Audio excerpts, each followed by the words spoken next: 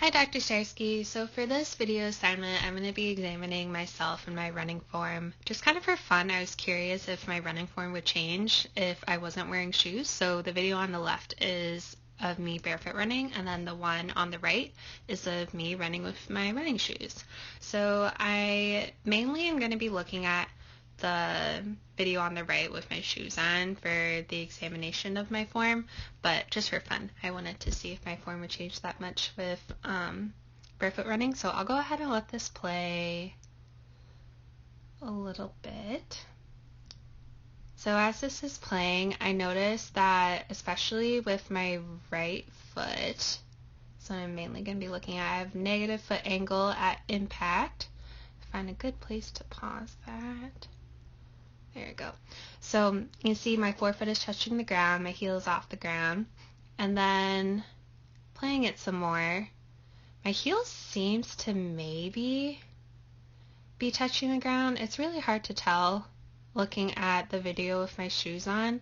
And more obviously, if you look at the shoes of me barefoot running, my right foot is touching the ground. So it's interesting that I'm more of like a proprioceptive foot striker. Always kind of thought I was a forefoot striker, so that was interesting to see. And then it was interesting too, just also for fun, looking at the video me with my shoes on. See, it's hard to tell if I'm a forefoot or a proprioceptive striker on that right foot, but the left foot, I think I definitely am a proprioceptive striker. So I thought it was interesting having a different strike pattern for each foot. And then zooming this out a little bit, and then keep looking at the right side. My foot is slightly in front of my center of mass. That plumb line isn't perfect, but as we know, this could have produced more forces on my body, more braking forces. So that's important to note. And then again, just for fun, if I'm striking down there on the barefoot side, it almost seems like I take larger steps when I was barefoot running, which I thought that was interesting. So moving on, we're actually keeping it paused here, looking at initial contact, my right foot, me running with shoes on. My knee angle is about 15 degrees, so that's good absorption of forces. And then as we keep that going, see with loading response, my foot goes into pronation. Let's pause that. Foot goes into pronation, and then I have increased knee flexion, probably about 20 degrees more of knee flexion, which is good to see. And then cadence. I measured my cadence for both videos, and I had the same. It was 100. I'll just play both in the beginning. I had 168 steps per minute for my cadence, which is interesting, especially according to the Irene Davis article. She suggested that running barefoot could increase your cadence, so I thought that was cool to see, or just kind of interesting to note. Deviations that I note in this plane. So I noticed that I heel whip. You can kind of see it with my left leg, maybe a little bit with my right, but I have a heel whip, and then I seem to overpronate, so I'll go ahead and pause this, and then I'll zoom in. I actually might be able to see it more on the barefoot side.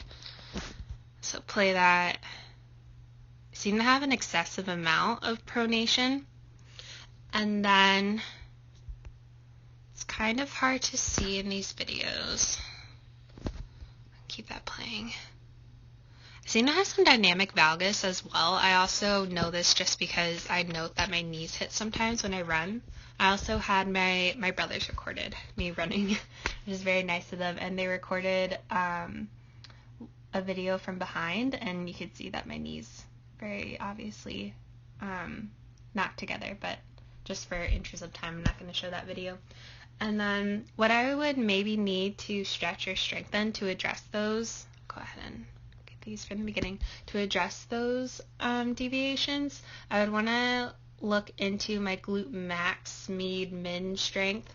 hip external and abductors to see if that's causing a dynamic valgus, or it could be that my foot intrinsics are weak. So I would want to look into foot intrinsic strengthening as well.